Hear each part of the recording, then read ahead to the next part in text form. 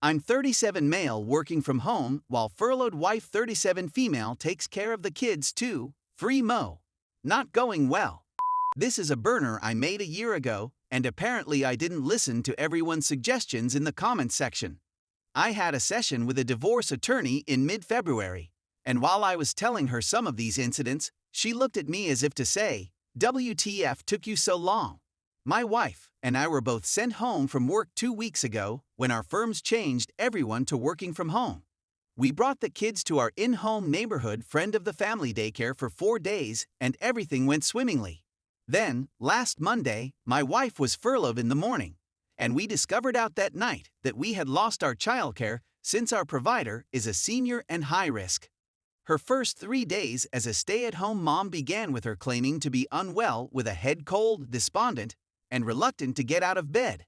She wasn't faking the cold, but I wanted to work, and it's hard to get anything done in the morning with a toddler and a 3-month-old eating up 90% of my attention.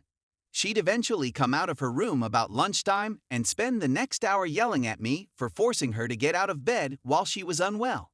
I got the illness in the beginning of the month and spent 48 hours in bed, so I owed her the same courtesy, except she was still on maternity leave and wasn't accountable for an 8-hour workweek at the same time. She also woke me up at 5 a.m. on day 2 of the virus to feed the baby because she was too weary to sleep, and then became upset when I couldn't stay up for more than a few hours before needing to sleep again. Today is my wife's 6th day as a stay-at-home mom, and I'm almost ready to file for divorce. She claims she did not sign up to be a stay-at-home parent, and that she will not be doing so for many months. I've been led to believe that this is a ridiculous request. Every day, I work at my home office from 8 a.m. to 5 p.m. or 9 a.m. to 5 p., depending on early calls. She looks after the kids from 8 a.m. to 5 p.m. or 9 a.m. to 5 p.m. If I have time, I'll pitch in, and I'm arranging my lunch break so I can put the 2-year-old down for a nap. I'll finish working at 5 p.m. and we'll divide tasks. She adds that if I don't help from 8 to 5, she won't help from 5 p.m. till the following morning since I'm clearly not doing enough at night, and this is how she'll punish me. When I asked for a list of things I needed to accomplish, she said she shouldn't have to prepare one for me, which is the issue. Okay. In general, she takes the baby, I take the toddler, and I prepare our meal. We're normally done dining and light cleaning by 8:30-9, so I'll want to relax for an hour with video games or whatever. But it only gets me in problems since the home must be spotless every day.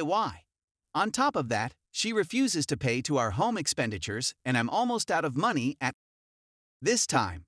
We've been arguing about it for a long time, and now she's using her sabbatical as an excuse. She'll be earning full salary every week, plus the one-time stimulus payout, thanks to state unemployment and the stimulus law. I'm not authorized to steal her money. Therefore, I run a $1,000 deficit every month. If I catch her in a good mood, I can get her to contribute approximately 75% of what's fair to our joint account. This follows an 18-month period in which she contributed absolutely nothing, and I ran out of money and incurred credit card debt. Oh, and she's on Sudafed and Adderall during the day and vodka and Xanax at night. She claims to have PPD, but refuses to go to counseling, so it's simply a simple way out of a disagreement when she goes too far. How do I get out of here during this pandemic? Or do I simply have to suck it up and yes for a bit before dropping the paperwork once the stay-at-home instructions are lifted? Edit. We just had an enlightening conversation argument in which she told me everything that was wrong in her life, and I informed her she could see a therapist for free via our health insurance. She claims it's a waste of time since she's seen 6 therapists and they all tell her the same thing: control problems, daddy issues, addiction, oppositional defiant disorder, and she already knows this about herself, so what's the point? Lovely. She also complained to her parents about everything today, and her father expressed astonishment that I hadn't gone yet. Story 2. Can you read this and reply to me 23 female as if you were my so 25 male?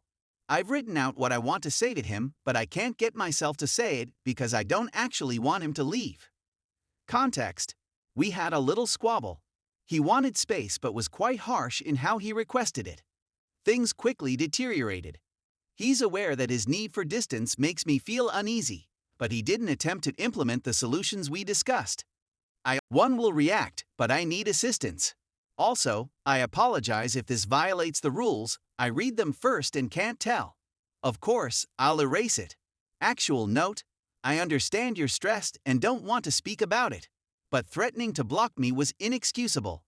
The worst thing is that you addressed the issue by really conversing soon after threatening to block me. It was so simple. You had so many alternatives, but instead you decided to be a jerk and purposefully harm me. I'm not going to message you again. I don't want to feel like S any longer. I'm sick of feeling inconsequential in the eyes of everyone in my life. I'm sick of doing everything myself. Tired of being the only one that communicates or attempts to communicate. I've already instructed you how to handle this scenario multiple times. We've discussed it together. You stated you could do it, and that it was a wonderful option that would work for both of us, but then you didn't. That answer, like practically every previous solution, came to me while you were resistant and hardly present in the conversation the whole time. Even your own answers are things you don't really believe in and can't live up to. In this relationship, I feel like I'm the only one making an effort. Because all you do is dodge or attack. I'm the only one who gets anything done. I'm the only one who has made a concession. I'm the one who is doing all of the work. I don't even believe you care about me, this relationship anymore, which obviously hurts even more. And although I'm not there yet and am still very much in love, I feel like I owe it to myself to find someone that reciprocates my level of effort and cares about me as much as I care about them. You may not confess it, but I know I'll never be the most important person in your life, even if you are the most important person in mine. And as much as I know it's selfish, I'm not fine with being second to so many. With way things have been recently, I doubt this would really bother you, but it's the reverse for me. I'm really wounded. I'm heartbroken. I tried my hardest. I made so many concessions even though I knew I was receiving nothing in return. And I did it while watching you push me away so you could prioritize everyone and everything else in your life. I made so many sacrifices and wasn't resentful. But you're resentful of every discussion I've ever attempted. You only started a discussion once, and what you said was sad, but it made me so happy. I assumed things would improve and you'd be more honest about your emotions.